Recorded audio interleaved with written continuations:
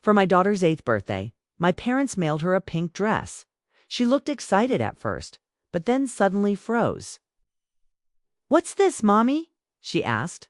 I leaned in to get a better look, and my hands began to tremble. I didn't cry. I just reacted. The next morning, my parents wouldn't stop calling. The package had arrived on a Thursday. Okay?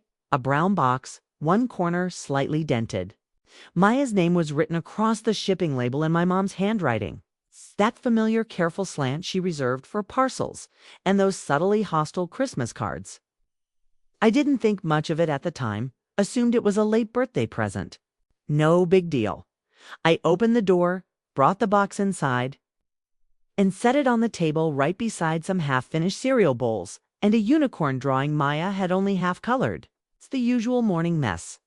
Mia's eyes lit up when she saw it. She adores getting mail. You could wrap a pebble in tissue and she'd treat it like treasure. She'd thank you like you'd just cleared her college debt. She was wearing socks that didn't match and still had toothpaste. On her chin, I told her to go ahead and open it, so she did. Inside, wrapped in a single sheet of crisp white tissue paper folded neatly, just like my mother always does. Maya peeled it back and let out a small gasp. "It's a dress," she said, holding it up. It was pink, soft, with tiny embroidered stars scattered near the hem. The kind of thing you'd wear to a storybook-themed brunch or maybe a third-grade piano recital. It's definitely not my style. But Maya looked like it was the most magical thing she'd ever laid eyes on. "Wow," my husband said, glancing briefly from his laptop. "Fancy, she'll outgrow it in a few weeks." "Probably," I replied, not unkindly. Maya gave the hem a twirl, spun herself around in a gentle circle. I almost called it sweet, and then she stopped. Not slowly, not with any drama. She just froze. She stared at the front of the dress as if it had spoken out loud, her brows furrowed. "Mommy," she said. "What is this?" I stood and crossed the room. She turned the dress so I could see the front. And that was the moment, that exact second. Everything inside me started to shake loose.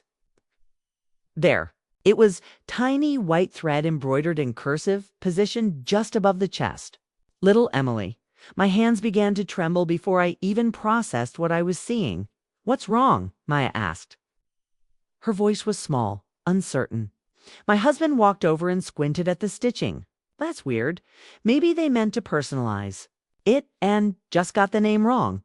"Was it a mistake?" Maya asked. "Did they think I was someone else?" She looked up at me again. "Who's Emily?" I didn't respond. Not out loud, but in my mind. I said it. "We don't speak of Emily in this house. Not because it's forbidden, but because we know better." "I don't mind," Maya said. "It's still pretty. I can wear it even if the name's not mine." "No," I said, "you're not putting it on. But it's okay. You're not wearing it." I didn't raise my voice, but I left no space for argument. I took the dress gently, but with finality. I left the room. Didn't slam anything. Didn't explain. I just walked into the bedroom and closed the door behind me. I sat on the edge of the bed, still holding the dress. My hand shook so badly the fabric trembled in my grip.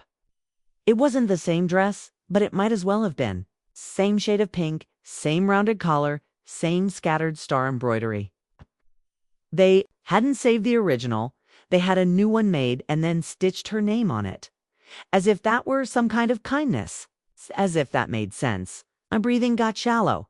You know that feeling like your lungs aren't big enough for the air you're trying to take in? I kept it on my lap like I was waiting for it to say something else.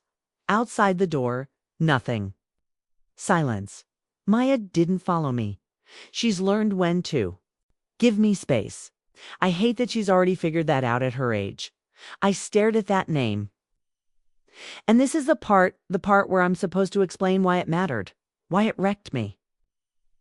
Why I sat in a room holding a brand new pink dress, like it was a live grenade. But I won't explain not yet, because you'd think I was overreacting. You'd think it's just a name. It's just embroidery. It's just a dress. You'd be wrong. That name changed everything. That dress, That was the line after this. Nothing would be the same. Not between me and my parents. Emily is my sister. But that's just the start of it. Before Maya ever saw that dress, I'd seen it before. Not exactly, but close enough that my hands remembered the shape before my mind did. There was a moment, a room, a celebration, and a dress almost exactly like this one. That's where it started. It wasn't just the name, that was the first thing I noticed. Sure, the cursive white embroidery stitched across the front of the dress like a label on something factory sealed .Little Emily. But it wasn't just the name, it was everything else. The fabric, the color, the length, the stars I hadn't seen. That dress in 20 years. But somehow my body remembered it before my brain did. Like the air shifted, like it carried something old. They hadn't bought this off a rack. They hadn't stumbled on it by chance. They had it made custom carefully, like a memory they wanted to wear again. I sat with it for a long time. Not crying, not speaking, just sitting. And at some point, quietly, I thought, this wasn't for Maya. It was for them. Guess this wasn't the first time they gave a pink dress to a little girl in the family and acted like it meant something. It was my birthday. I was turning 6. They had company over. Aunts, cousins, neighbors, who weren't really friends but showed up anyway, 'cause my mother had a gift for guilt invitations. But no one said happy birthday to me because Emily had just gotten into a dance group, a youth program with a name. Like Star Steps or Sparkle Academy, something sparkly and big. The celebration wasn't for me. Not really. Emily came out in her pink dress, the original one, spinning like she'd been born with stage lights in her eyes. Everyone clapped. Someone took a photo. My mother beamed like she'd won an award. I stood at the edge of the room holding a juice box. At one point, I walked up to her, my mom, and said quietly, "It's my birthday." She didn't look at me when she said it. "Don't make this about you." I remember walking back to the couch and sitting down. I remember thinking, ooh, it wasn't the first time Emily outshined me. It was just the first time I realized I would never catch up. Sphera, she was 2 years older, but the space between us felt endless. She had the kind of charm that made teachers lean in and listen. She could walk into a room and come out with everyone's admiration stuffed into her back pocket. She wasn't cruel. Not exactly. She just absorbed all the light, and the rest of us got used to squinting. I used to mimic her handwriting, her posture, even her laugh. I believe there had to be a formula. If I could just decode it, maybe I'd finally receive the same warmth she did. But no matter how much I practiced, I never figured out how to become her. Years went by, we got older. Emily drifted from job to job, city to city, relationship to relationship. She always lingered just long enough to draw admiration, but never stayed long enough to settle down. She didn't vanish. She simply moved too quickly for the rest of us to keep up. Then she made an announcement. She was launching a brand, not just a store, a brand. It was going to be trendy, sustainable, high impact, low waste. The lingo. Down so perfectly that I almost believed she understood it all. She showed us a website, mock-ups of handmade clothing, professionally staged sample photos. She said she had partnerships lined up, said there were already buyers waiting. She claimed all she needed was funding to expand production. It wasn't a gift. She made that very clear. It was an investment. She guaranteed full repayment within a year, maybe even triple the return, depending on how fast the second collection took off. At first, the requests were modest. A couple hundred here, 1,000 there. She made sure never to ask for too much. At once, she sent us updates, screenshots, invoices, even what looked like messages from interested buyers. Then came larger requests. She said a boutique in Los Angeles had placed a big order and she needed money up front to cover manufacturing. Next, she mentioned a showroom in New York. Then, an influencer supposedly asked for exclusive rights. We believed her. My parents gave what they could afford. I gave more than I should have because she wasn't just my sister. She was the star. And when she glowed, the rest of us got to bask in a bit of that light too, till the day she stopped. Answering. First came delays, then ignored calls. Then vague messages saying she was overwhelmed and just needed a little more time. And then silence. And with her silence, the money disappeared too. At first, we feared something terrible had happened. Some accident, some crisis, but nothing ever surfaced. What did arrive was a brief letter, flat, emotionless. She said she had moved abroad, that she needed distance and time. She hoped we'd understand. No apology, just that. And gradually, painfully, we pieced together the truth. There was no business, no production line, no suppliers, no purchase orders, only a website, and behind it, nothing. She had taken every dollar we gave her and spent it not on fabric or marketing or logistics, but on herself, travel, hotels, gifts, and who knows what else. She took everything and then vanished. The damage went beyond just the financial. It became legal. I started receiving calls about accounts I had never opened, credit lines I'd never used. She had taken out loans in my name, opened credit cards, small balances at first, then more, each time growing, always staying just ahead. The police called it a civil dispute. The bank said it was my word and my word against hers. The debt sat there accruing interest, dragging me down. My parents were shattered. They said it again and again. We're broken. As if saying it often enough might somehow make me forget what they'd done. But they were the ones who gave her the matches, and I helped strike them. I stepped in, took on extra shifts, helped with their mortgage, covered their late bills one after another until my hands trembled each time the month came to an end. And through it all, I truly believed we were in this together. I thought we had all learned the same hard lesson until the comments started. Maya looks just like Emily did. At that age, she has her spark. Maybe she danced to it first. I thought it was nostalgia. Then the gifts came. The books, the outfits, the soft push toward old familiar shapes. And then came the dress and everything that followed. I didn't react the way I thought I might. No yelling, no sharp breath. It's just a stillness that settled in my spine and wouldn't leave. I picked up my phone instead.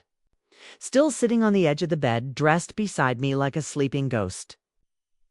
I opened my banking app, then another, each one blinking open like a polite assistant asking what I needed. I canceled the grocery card reloads. I canceled the monthly transfers I canned, the half payment I'd been making toward. Their mortgage gone, gone, gone. It was quiet, mechanical, almost soothing, like deleting old voicemails. I didn't even pause to second guess it. My body was operating on something older than thought. I left the apps open a few moments longer than necessary just to remind myself it was finally over. Then I stood up, folded the dress, laid it carefully on the desk in the corner, and went to bed the next morning. I woke up before the sun. Maya was still asleep. My husband was up making coffee, bleary-eyed, but already in his work shirt. "You sure?" he asked when he saw me holding the dress. I nodded.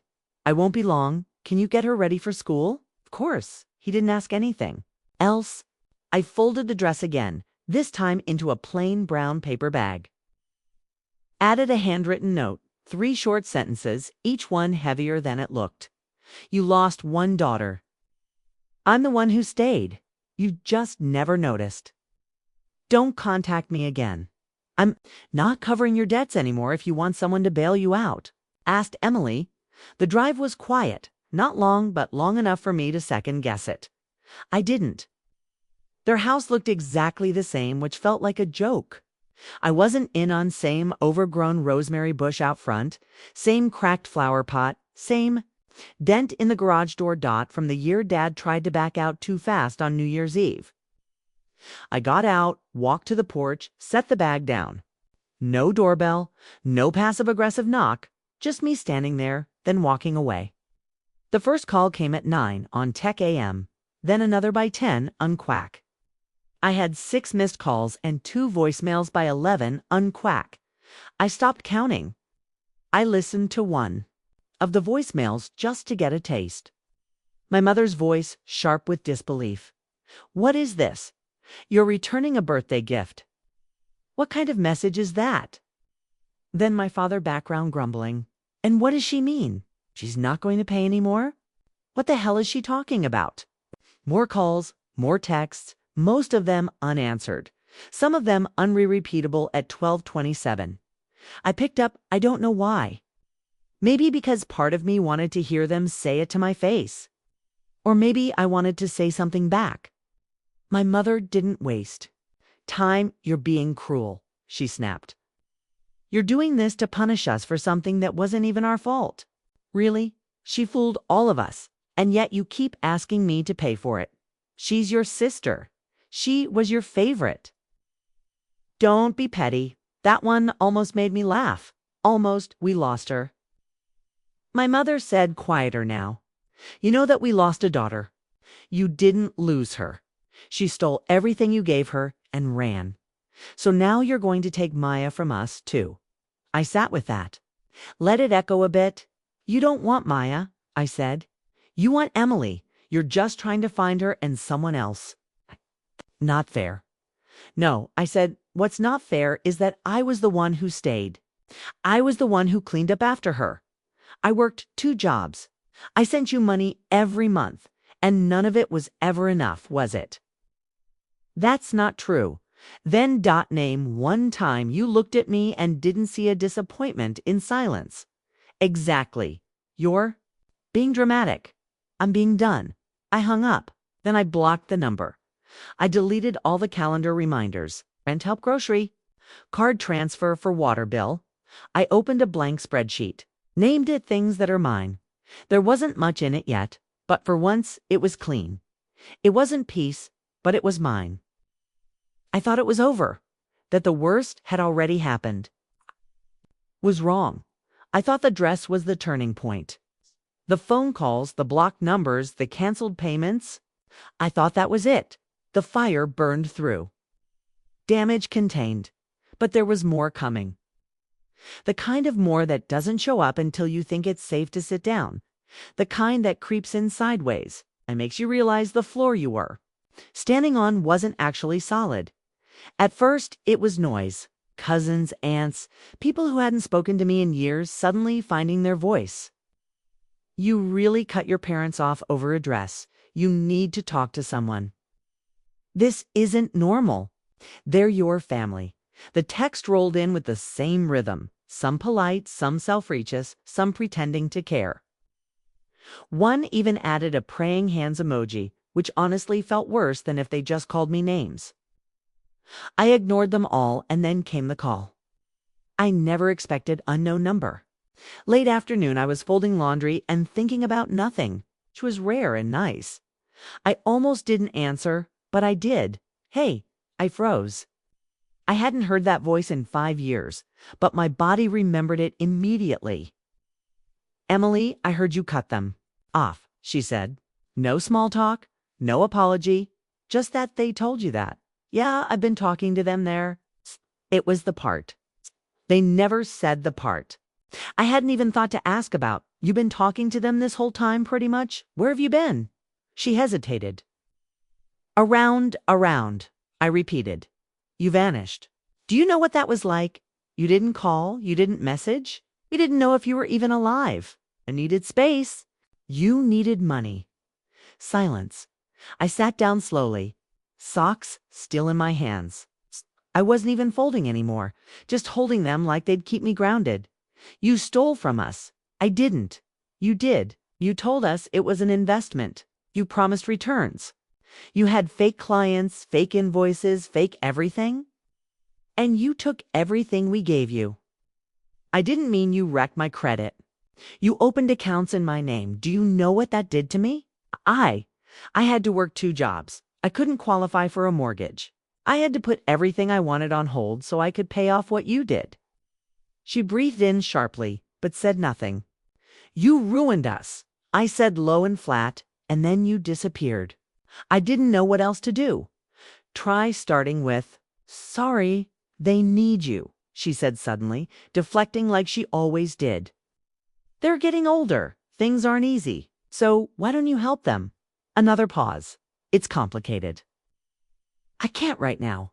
Things have been tight. You were always the stable one. Was I? You have a job, a home, a family. You're good at this." I stared at the floor. My hands had gone still in my lap. I could hear her breathing on the other end. Controlled, soft, practiced. "They don't say it, but they appreciate what you've done," she said. "I just thought you should know. They're struggling." "I already know." "Then why cut them off because I'm tired?" "Everyone gets tired," she said. And for a second, I thought she might actually sound human. "But that doesn't mean you give up." "No," I said, "but it means I finally start choosing myself, something you've always been great at." She didn't respond. "Then if you want to throw everything away because you're angry, that's on you." And just like that, she hung up. I stared at the phone for a long while. A part of me had still hoped it would be different, even now, even after everything. But she hadn't called to reconnect. She'd called to push a button that used to work. And when it didn't, she simply hung up, just like she always did whenever things became too difficult. The next morning, there was a knock on the door. It was early. It was in the middle of making coffee. Maya was upstairs getting dressed. My husband opened the door before I had the chance to stop him, and there they were, my parents. My mother held a cake box in both hands. My father stood behind her like a statue, burdened with financial issues. "We just want to talk," she said. "We're not here to argue." I didn't invite them inside, didn't even take a step forward. I stood still in the kitchen, arms crossed, coffee mid-pour. "You've been talking to Emily," I said. They didn't deny it. "We have," my mother replied, "for some time now." "How long? Since the first year she left?" "So all this time she needed help, and you needed money, which I gave you, and you used my money to help her." It wasn't like that, no. It was exactly like that. Then my father spoke for the first time. "She's in trouble," he said. "Serious trouble. She's afraid. She's always afraid." I shot back. "She made mistakes. She's your sister, and I'm your daughter." They didn't reply. I was the one who stayed. I was the one who helped. And you let me believe I was helping you when all along I was helping her. You just didn't say it out loud. You didn't know how to. Tell you. I let out a bitter laugh. Quiet, sharp. "You watched me juggle 2 jobs. You watched me pay your bills. And you said thank you straight-faced while sending my money to the very person who caused the mess. It's not that simple." "Then explain it. Make it simple. Make it make sense." But they couldn't. "She's our daughter, too." My mother finally said. "So am I." My husband hadn't spoken since he opened the door. Now he stood behind me, arms folded, expression unreadable. Not angry, just done. "I think it's time for you to go," he said calmly. They didn't argue. They just looked at me as if I were the one who'd broken something. And maybe I had. It's been over a year since that morning. I haven't heard a word from them. No calls, no texts, nothing from their side, and nothing from mine. I heard through someone, a second cousin maybe, or one of those distant family acquaintances, who still think group emails count as personality, that Emily came back. Apparently, things abroad didn't pan out. When the money dried up, so did the stability. It's living with my parents again. I suppose that adds up. She always knew where to fall. They're selling the house now. It's too much upkeep, too many expenses. It's not the first time she's left them. Drained, but it might be the first time they've realized it. I didn't ask where they're going. I don't want to know. Maya doesn't bring them up anymore. She used to. Small things like whether Grandma would come to her next recital, but eventually the questions faded. Children understand more than we think. Now it's just us, the 3 of us. Sunday mornings mean pancakes. Maya blasts music while brushing her teeth. My husband fixed that cabinet hinge I ignored for years. I sleep now. Really sleep. The kind where you wake up and feel like you're somewhere safe. No pink dress in the closet, no silent comparisons in the air. Just Maya being Maya. Just me. Finally, something other than the one who stayed. Was it too much? Was it not enough? Leave a comment below and don't forget to subscribe.